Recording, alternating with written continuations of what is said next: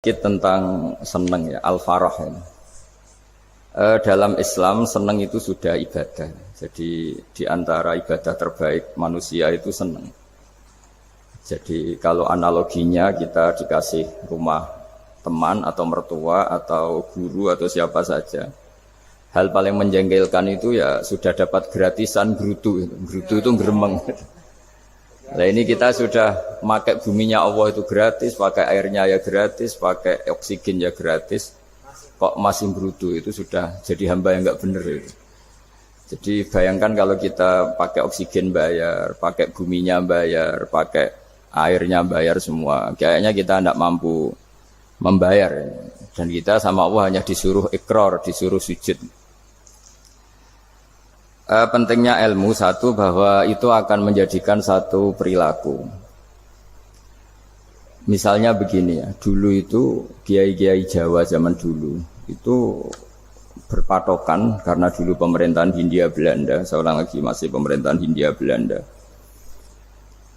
Itu dalil yang sering diutarakan itu sebaik-baiknya umara itu yang datang ke ulama, terus sejelek-jeleknya ulama itu yang datang ke umara. Tapi semenjak pemerintahan Indonesia dan kemudian ditandai beberapa tokoh kayak Gus Wahid putra Kiai Hasyim jadi Menteri Agama, ada Gus Wahid putra Kiai Wahab juga jadi Menteri Agama, ada Kiai Fathur Rahman keluarga Mbah Maimun, keluarga Sarang juga pernah jadi Menteri Agama. Kemudian bersamaan dengan itu dibangunlah satu pegangan ilmu. Pegangan ilmu ini penting karena ini yang mengilhami semua orang Islam, terutama ya utamanya ulamanya. Ada seorang ustadz, seorang guru ngaji yang karena melihat rata-rata penguasa itu zalim ya, datang ke Harun ar-Rasyid. Ini perlu disemak, datang ke Khalifatullah atau Amirul Mukminin Harun ar-Rasyid. Karena beliau seorang raja tentu terduga lah, atau ya umumnya atau gimana lah istilahnya, itu ya rata-rata ya agak seenaknya, namanya raja, namanya penguasa. Ini dalam pikiran ustadz itu, tidak mesti dalam fakta. Kemudian si ustadz itu matur, ya Amirul Mukminin, inni nasihun lak famusyaddidun alaika fala tajidanna fi nafsika syai'an. Saya ini mau nasihati Anda, kemudian saya cara nasihati itu keras. Tolong jangan dimasukkan hati. Dia bilang famusyaddidun alaika. Saya nanti kalau nasihati itu keras sekali. Tolong dimaklumi karena ini penting, karena Anda harus dinasihati secara keras. Tapi sebelum nasihat itu diutarakan, kata Harun ar-Rasyid, karena beliau Bani Abbas dan beliau orang alim, termasuk muridnya Imam Malik. Kata Harun ar-Rasyid, uskut, kamu diam Ustaz. Inna Allaha ta'ala arsala man huwa khairun minka ila man huwa syarrun minni. Wa ma'adzalika yaqulu Allahu ta'ala faqula lahu qawlan layyinan la'allahu yatadzakkaru aw yakhsha. Jadi ini sekaligus etika dan norma ya bagi semua dai di Indonesia dan semua kita. Wahai Ustadz, kamu diam. Allah Ta'ala itu ngutus orang yang lebih baik ketimbang kamu, yaitu Nabi Musa, ke orang yang lebih jelek ketimbang saya, yaitu ke Fir'aun. Itu saja harus pakai etika faqula lahu qawlan layyinan. Kamu harus ngomong yang halus. Jadi intinya ini Harun ar-Rasyid komplain. Kamu itu kalau jadi ustadz ngaji kira-kira gitu. Jadi betapa baiknya orang dulu memahami Quran. Jadi Quran itu dibaca, kemudian kita mungkin baca terus jadi cerita. Mungkin ada yang baca jadi perilaku, ada yang baca kemudian itu mengilhami, membentuk. Nah kira-kira itulah yang membentuk kiai-kiai alim di NU, di beberapa pesantren maupun orang-orang alim di luar NU. Asal ngajinya dan bacanya seperti kita, pasti seperti itu karena cara berpikir tadi sudah. Jadi akhirnya si ustadz tadi keluar dan minta maaf, anta a'lamu minni, ternyata engkau lebih alim ketimbang saya. Jadi kalimat famusyaddidun alaika, saya akan keras cara memberi nasihat, itu yang diket, yang dipotong, yang dibatalkan atau yang diralat oleh Khalifatullah Harun ar-Rasyid, yaitu dikatakan Inna Allaha ta'ala arsala man huwa khairun minka ila man huwa syarrun minni. Yaitu Allah mengutus orang yang lebih baik ketimbang kamu, yaitu Nabi Musa, ke orang yang lebih jelek ketimbang saya, yaitu Fir'aun. itu pun harus faqula lahu qaulal layyinan. Cara berdakwah harus dengan kata-kata yang halus, yang lembut, yang indah. Dan dengan kata-kata itu diharapkan la'allahu yatadzakkaru aw yakhsha. Semoga yang didakwai menjadi ingat. Sehingga dengan kemampuan ilmiah seperti ini menjadi pegangan bersama bahwa kita sebagai dai atau sebagai tetangga atau sebagai sama-sama warga Indonesia, bawaan kita memang harus faqula lahu qaulal layyinan la'allahu yatadzakkaru aw yakhsha. Kemudian dalam disiplin ilmu yang lain, halus itu tidak kuat. Angin itu ya halus, tapi kalau di manage itu jadi kekuatan yang dahsyat. Begitu juga air dan sebagainya. Sehingga tidak perlu khawatir terus kalau dakwah halus itu tidak punya efek yang signifikan. Tidak juga. Allah Ta'ala itu pengelola angin. Angin itu kekuatannya dahsyat. Sehingga Nabi Sulaiman dikasih kekuatan angin dan bisa terbang kemana-mana. Kemudian sekarang jadi teknologi yang banyak memanfaatkan angin. Mulai rem, mulai apa saja. Sehingga dari cerita saya ini kemudian terus kiai-kiai itu membentuk dakwah termasuk di ekonomi dengan cara yang rileks. Nah, cara rileks itu satu tentu dimulai dengan ilmu. Misalnya begini, saya beri contoh. Ketika ada orang melafadzkan kalimat la ilaha illallah, tiada Tuhan selain Allah. Kemudian kalimat ini mungkin kalau orang NU baca itu rutin ya, karena kiainya kelamaan ya yang ikut sambil tidur ya. Kalau tahlil itu disebut kiai tertentu itu mesti yang belakang wah suwi itu kalau kiai itu lama itu.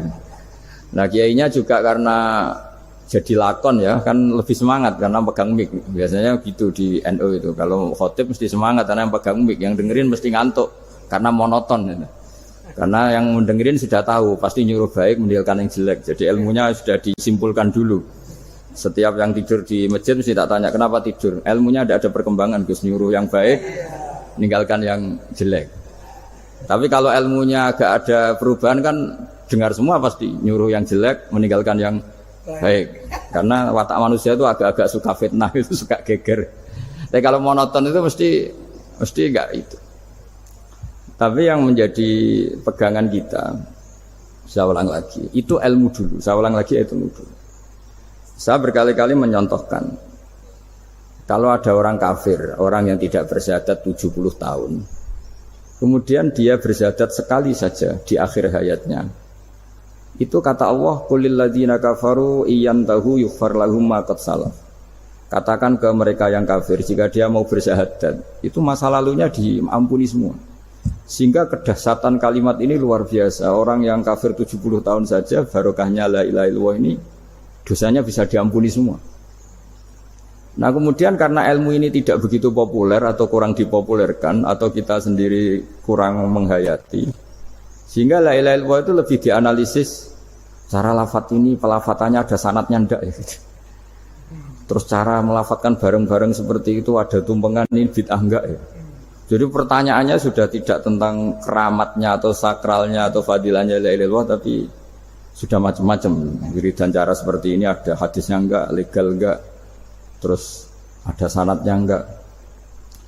Jadi saya mohon semohon-mohonnya untuk teman-teman yang di Al-Iman itu harus ngaji ya. Ngaji itu nanti kamu tahu cara mandang sebuah ibadah atau perilaku atau apa sajalah tahu. Karena al-ilmu yurisul ahwal, ilmu itu bisa mengilhami cara pandang. Dulu yaitu saya ulang lagi, ketika zaman Hindia Belanda, karena pemerintahnya Hindia Belanda itu ulama-ulama keras sekali, sejelek-jeleknya ulama itu yang datang ke Umaro. Tapi setelah era Mbah Hashim, era sampai Mbah Maimun, itu mereka peduli sama Umaro, sama semuanya sama-sama warga Indonesia yang ingin melihat Indonesia yang lebih baik. Sehingga banyak ya kakak saya sendiri pernah wakil bupati, terus putra Mbah Maimun wakil gubernur. Ini teman saya Ki Hafid ya bupati. Semenjak itu terus, dan itu nggak lepas dari cara pandang. Ya itu cara pandang diantaranya adalah cerita tentang Nabi Musa yang Allah tetap peduli sama Fir'aun. Sehingga tetap didakwai Nabi siapa? Musa. Dan posisi Musa datang bukan memanggil. Ya cuma kayak sampai sekarang tuh belum pernah ke kantor bupatinya Pak Hafid karena kadang-kadang orang terus curiga mengajukan proposal jadi agak repot. Ketemu bupati itu sialnya kiai kan mesti pikirannya orang bupati ini nyangoni kiai ini disangoni itu terus kayak kita fakir miskin itu. Jadi makanya saya itu belum pernah datang tapi alhamdulillah karena beliau berambisi menjadi wa khairul umara mayatuna babal ulama. Jadi datang tapi sangat ambisius ingin mengalahkan ulama karena dia kalau datang statusnya lebih tinggi.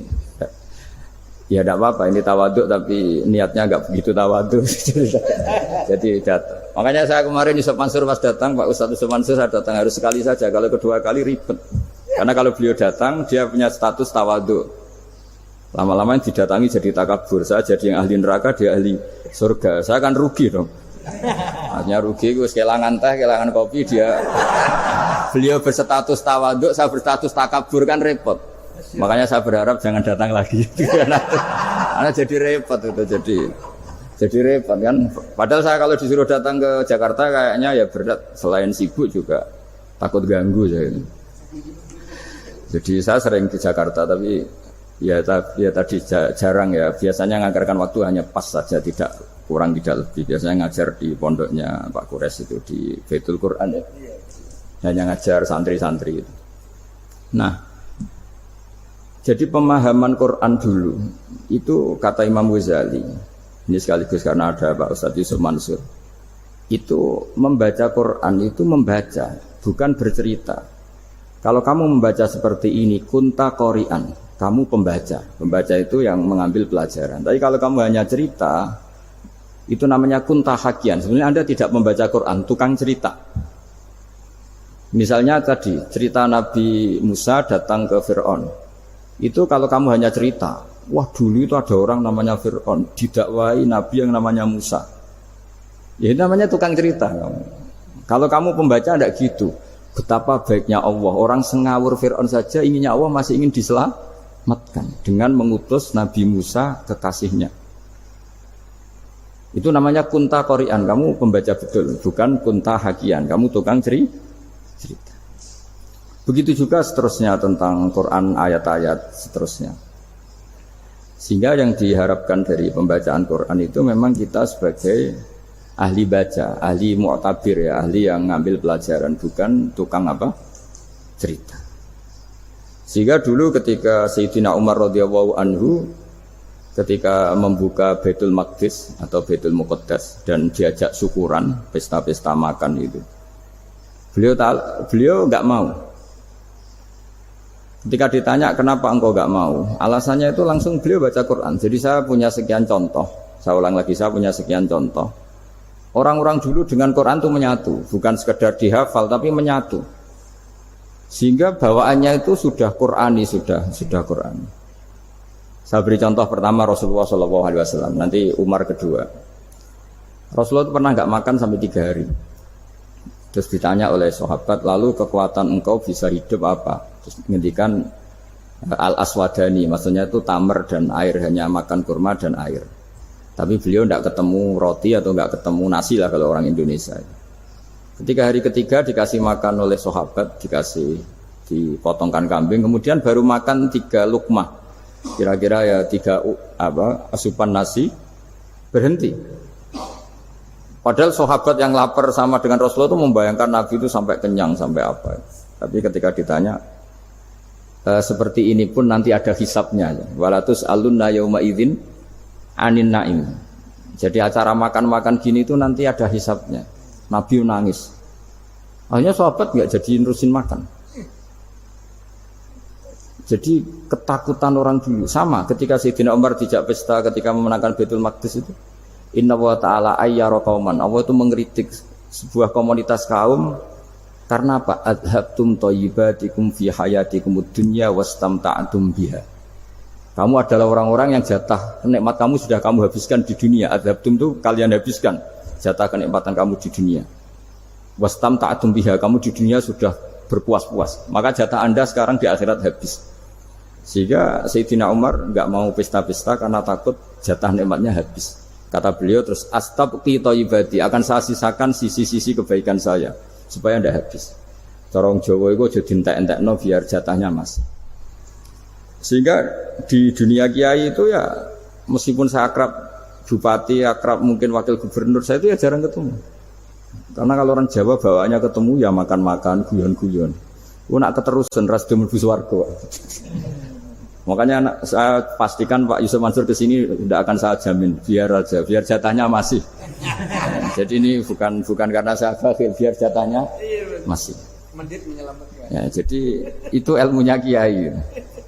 Nah, efek dari ilmu ini dahsyat. Kalau Anda berpikir tentang nasib Anda di akhirat, nanti bawaannya juga tidak akan mudah menyalahkan orang lain, tidak akan menghakimi orang lain karena sibuk dengan dirinya sendiri, tapi tidak dengan makna egois, tapi makna orang baik itu siapa? Orang yang sibuk dengan aib pada dirinya, dengan kekurangan pada dirinya, saking sibuknya mikir aibnya sendiri, tidak sempat mengoreksi aibnya orang lain. Itu awal ilmu.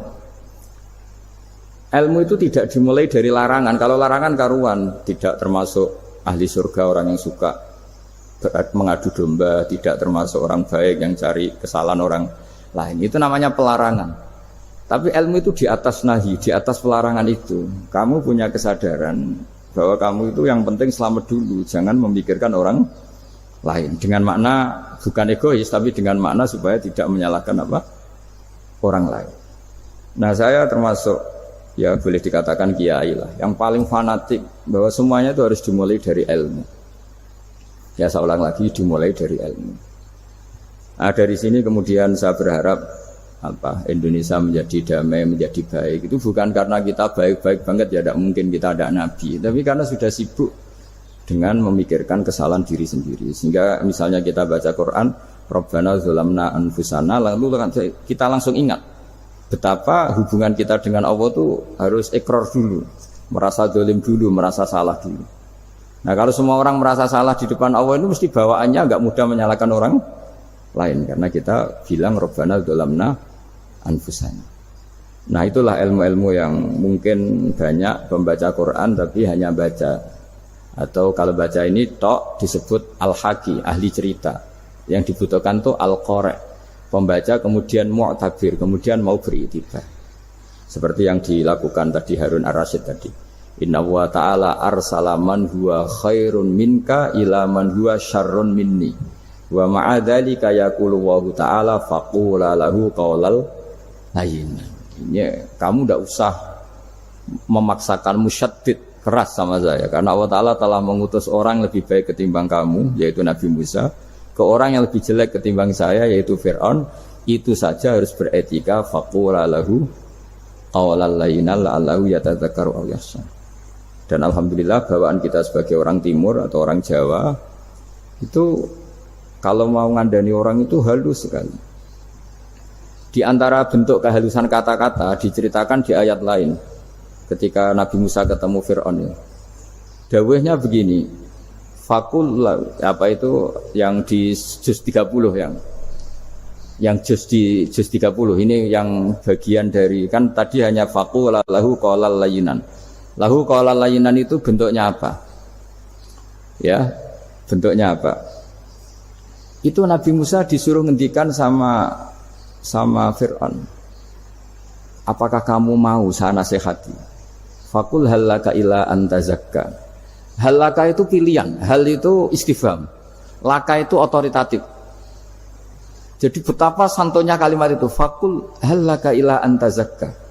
Jadi kalau dimaknani model Pak Hafid, model saya ngaji di sarang itu, halaka onoto iku kedue sira, berhak bagi kamu, berhak bagi Anda, apakah Anda berhak loh mendapat nasihat supaya Anda jadi orang yang lebih baik.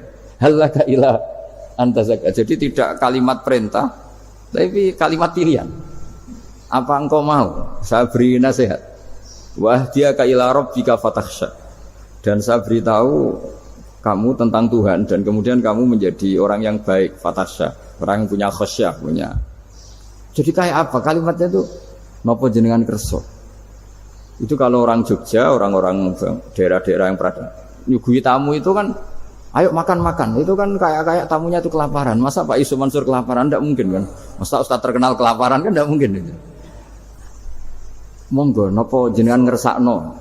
Karena bisa saja tamunya itu tidak kerso, mungkin karena darah tinggi, mungkin karena takut dianggap fakir miskin, macam-macam kan orang enggak. Itu kalimatnya itu halaka ila anta zakka. Kayak apa indahnya dakwah. Halaka ila anta zakka. Itu ada kata laka itu ya terserah jenengan mau enggak. Wa ahdiyaka ila rabbika fatakhsha. Nah, itu yang disebut membaca. Kunta qori'an la hakian. Anda benar-benar membaca Quran, bukan sekadar pencerita. Nah, kemudian ini yang terakhir saya juga baru, sebenarnya saya itu nggak pernah bilang sanggup itu, tapi Pak Ustadz Zakaria itu GR terus. Sampai tadi pagi itu saya belum tahu kalau ada acara ini. Ya karena saya kiai, jadi kalau kiai itu kan ingatnya sama Allah saja. Kalau sama manusia itu rontok-rontok lali gitu. Itu bukan memaksa, ya memang lupa. Sejauh mana sih pentingnya manusia kan tidak penting cara ilmu tasawuf itu. Tapi karena ini titipan Rasulullah SAW terus menjadi penting kan. Dititipi umat gak jenengan itu. Ya sudah ngaji ngatur kiai ribet itu. Kiai ini biasa ngaji kan, kiainya yang ngatur santri ini enggak. Pak Yai ngaji tanggal ini jam ini. Itu kan mengabaikan semua aktivitas kiai. Padahal jam ini mungkin saya punya jam. Mungkin jalan-jalan atau ngaji atau mutolaah atau munajat. Gara-gara Pak Zakaria ini terus Mas Tamam ini yang provokasi. Harus ngaji di jam ini, tema ini. Saya itu kalau ngaji ditentukan tema itu, ini memang saya agak keras di bab ini. Itu kayak ibarat gini loh. Saya ini dokter, kemudian ada orang yang sakitnya itu jantung, terus bilang ke saya, Pak dokter sembuhkan kukul saya. Wong penyakit ekstrimnya itu jantung, kok bila disembuhkan apa? Kukul. Kan gak penting, sembuh tidak sembuh, kukul itu kan gak penting, jerawat itu. Kiai itu tahu kesalahan paling fatal manusia itu akidah.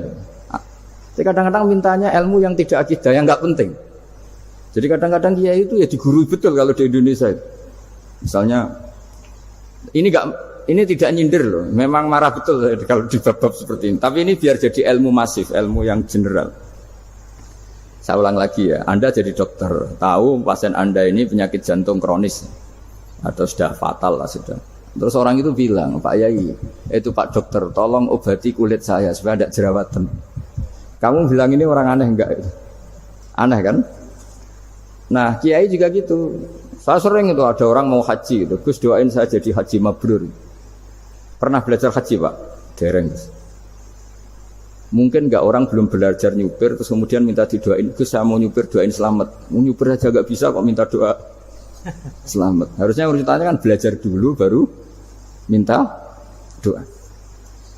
Tapi kali ini aliman bener ngajaknya akidah dulu ahli sunnah kan. Nah itu bener karena akidah itu hal yang prinsip memang harus. Kalau kebetulan nggak bener tak revisi betul. Untungnya kok temanya bener.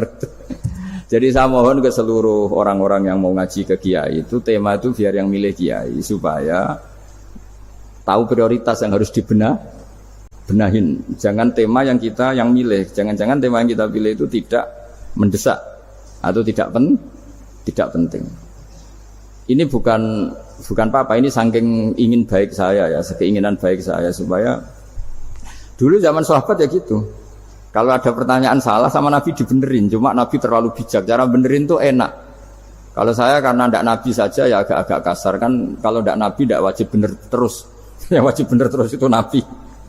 Saya beri contoh. Nabi itu ngendikan tentang kiamat. Kiamat itu dahsyat, mengerikan gini-gini. Kalau pikirannya orang kampung itu begini. Nabi ini aneh. Cerita kiamat dahsyat tapi nggak ada tanggalnya, ada tahunnya. Harusnya ada dong biar kita bisa persiapan. Sehingga Nabi disomasi di tengah-tengah khutbah itu, ya Rasulullah mata sa'ah. Nah, karena ini orang Bedui, Nabi nggak dengerin, diulang lagi. Mata sa'ah ya Rasulullah.